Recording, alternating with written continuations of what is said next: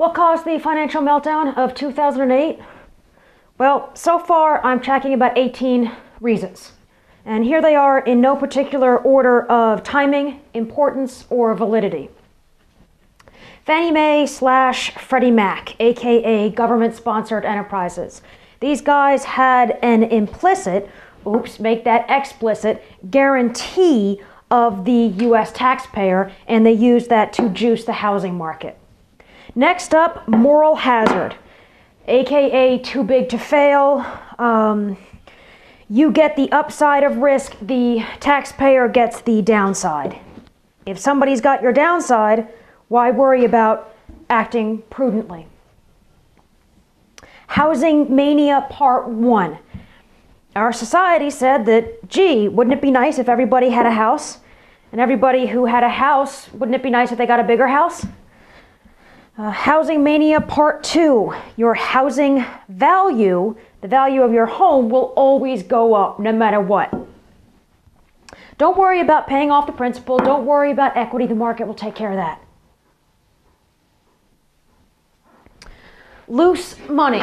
The Federal Reserve is supposed to take away the punch bowl, meaning raise rates, when the party gets started, when there's a lot of activity, possibly a boom. They didn't do that. Asian investor dollars. We may not like it, they may not like it, but housing securities were the safest and best return for a lot of international investors. They flooded our economy with money. Repeal of Glass-Steagall, or Glass-Steagall, I don't know how to pronounce it, but it was a law that had some regulatory separations between banking and financial activity. It was repealed, and some people think that was the cause of the mischief. Poor use of models, Part 1. And if you're going to use a model to assess your risk, but your model is chock full of historical data on the good times, when the bad times hit, you're not going to know what hit you. Poor use of models, Part 2. I don't care what your model says about how rare that disaster will occur, aka the black swan. Maybe it's 1 in a million, but when it happens, the numbers don't matter. Let's see, we also had housing lobbies. And these would be guys like the National Association of Realtors or the National Home Builders Association. Now, God bless them, these guys have a constitutional right to petition the government, but boy, they used it nicely.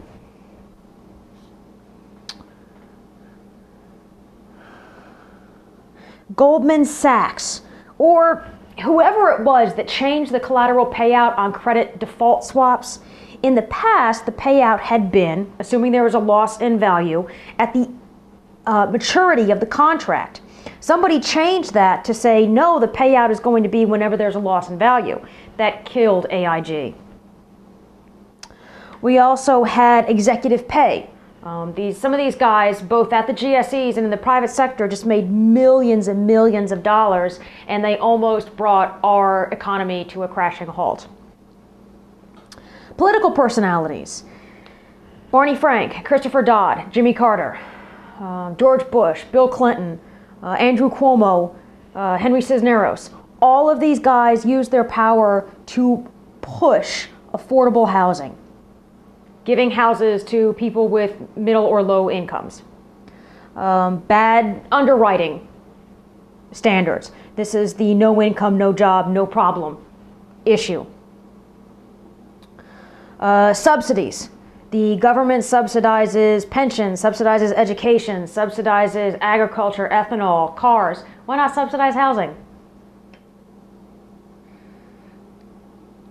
The Basel II regulatory rules, which were ultimately adopted by the SEC, and this gave firms an advantage when they bought mortgage-backed securities, because Basel II, or Basel, I don't know how to pronounce that either, said that you don't need as much regulatory capital if the securities that you hold are backed by mortgages, because you know those are so safe.